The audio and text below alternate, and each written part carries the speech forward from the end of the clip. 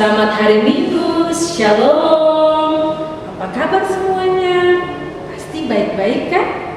Berjumpa lagi bersama Kakak Vina dan Kakak Tirsa di Subjenjang Anak Tanggung 3. Nah, adik-adik, minggu lalu kita sudah belajar bersama tentang arti dan tujuan ibadah yang sejati serta bentuk-bentuk ibadah yang sejati. Hari ini Kotong akan melanjutkan materi dan Kotong akan membaca firman Tuhan yang terambil dalam Ibrani 10 ayat yang ke-19 sampai ayat yang ke-25 dan pembacaan yang kedua dari Mazmur 100 ayat 1 sampai ayatnya yang ke-5. Tapi sebelum Kotong membaca firman Tuhan, mari Kotong sama-sama berdoa. Ada yang di rumah, lipat tangan, tutup mata, Kotong berdoa. Tuhan Yesus, sahabat kami anak-anak, kembali lagi kami berkumpul di saat ini Tuhan. Dan di saat ini kami akan membaca firman-Mu.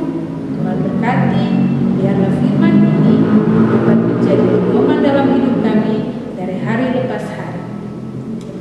Berfirman-Lah ya Bapa, karena kami sudah siap untuk mendengar apa kata sabda-Mu. Pujilah Engkau, haleluya, amin.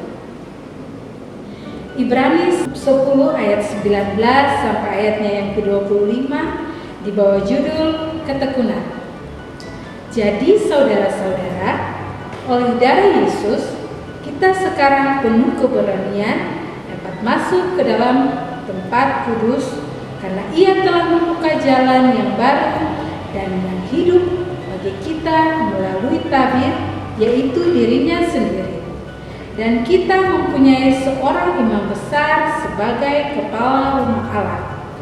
Karena itu, marilah kita menghadap Allah dengan hati yang tulus ikhlas dan keyakinan iman yang teguh, oleh karena hati kita telah dibersihkan dari hati nurani yang jahat dan tubuh kita telah dibasuh dengan air yang murni.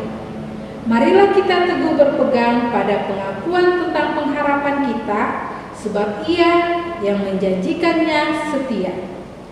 Dan marilah kita saling memperhatikan, supaya kita saling mendorong dalam kasih dan dalam pekerjaan baik.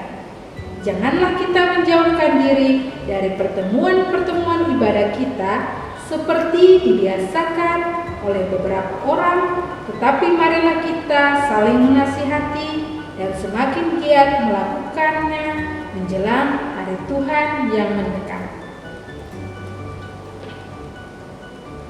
Mazmur 100 ayat yang pertama hingga ayatnya yang kelima di bawah judul Pujilah Allah dalam bait-Nya. Mazmur untuk korban syukur. Bersorak-soraklah bagi Tuhan, hai seluruh bumi. Beribadahlah kepada Tuhan dengan sukacita, datanglah ke hadapan-Nya dengan sorak-sorai. Ketahuilah bahwa Tuhanlah Allah, Dialah yang menjadikan kita dan punya Dialah kita, umat-Nya dan kawanan domba gembalaannya. Masuklah melalui pintu gerbang-Nya dengan nyanyian syukur, ke dalam pelataran-Nya dengan puji-pujian, bersyukurlah kepada-Nya dan pujilah nama-Nya. Sebab Tuhan itu baik, kasih setia-Nya untuk selama-lamanya, dan kesetiaannya tetap turun-temurun. Demikianlah firman Tuhan. Ya, adik-adik, minggu lalu Kotong sudah sama-sama belajar tentang arti ibadah yang sejati. Adik-adik masih ingat apa arti ibadah yang sejati? Ya, ibadah yang sejati adalah pelayanan yang kita lakukan baik di dalam gereja maupun pelayanan yang kita pakai untuk melayani Tuhan dengan sesama dalam hidup setiap hari. Ya, adik-adik, kalau begitu ada berapa bentuk ibadah yang sejati? Pasti adik-adik sudah tahu ada dua bentuk ibadah yang sejati. Yang pertama, ibadah secara sosial, dan yang kedua, ibadah secara ritual. Ibadah secara sosial adalah pelayanan yang dilakukan kepada sesama, seperti membantu orang yang susah, mengunjungi teman yang sakit, menghormati orang lain, dan seterusnya. Nah, sedangkan ibadah secara ritual adalah bentuk ibadah yang sudah ditata atau diatur dengan baik menggunakan liturgi, seperti ibadah minggu di gereja, ibadah pernikahan, ibadah unit, ibadah sektor, maupun dalam masa pandemi sekarang ini, ketemu beribadah di rumah, tapi tetap diatur dengan liturgi. Nah, itu juga disebut sebagai ibadah secara ritual.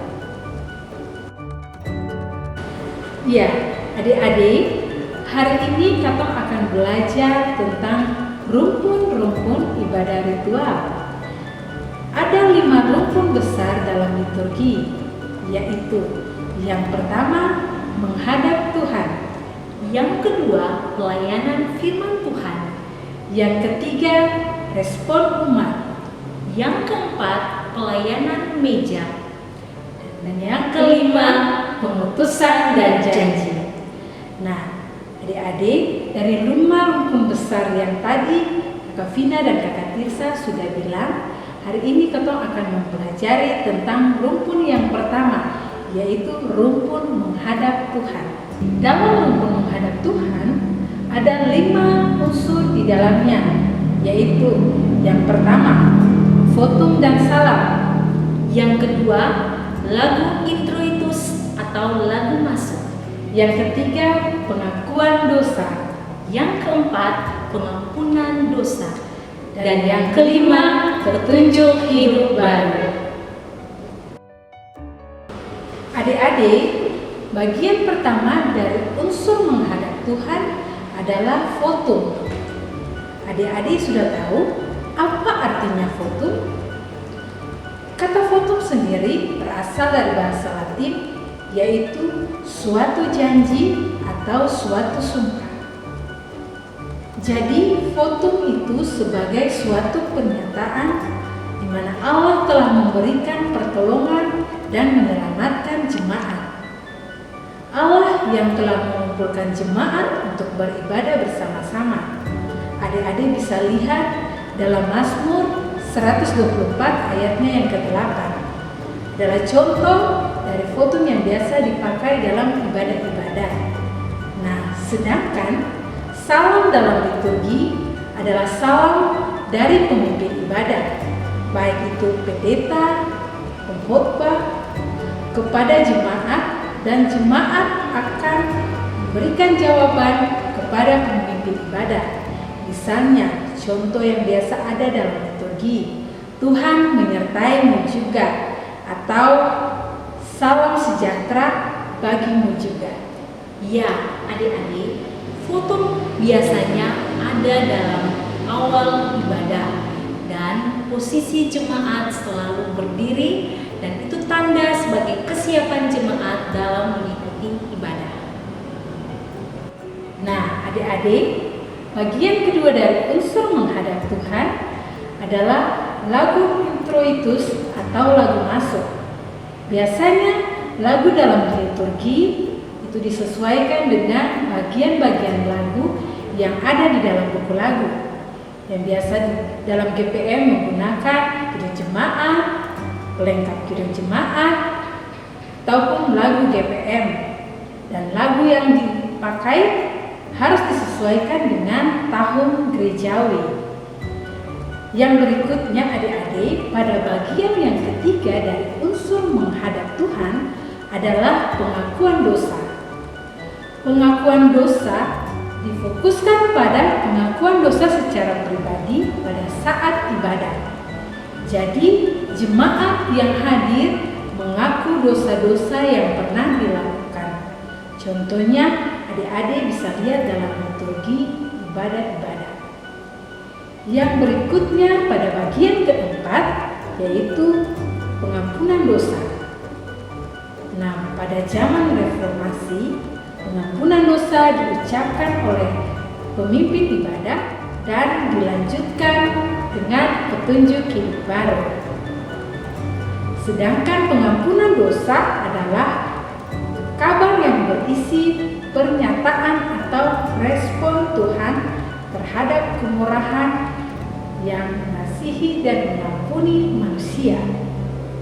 Sedangkan untuk petunjuk hidup baru adalah jalan yang harus ditempuh oleh manusia sesuai dengan kehendak Tuhan. Nah, semuanya dapat adik-adik lihat dalam liturgi.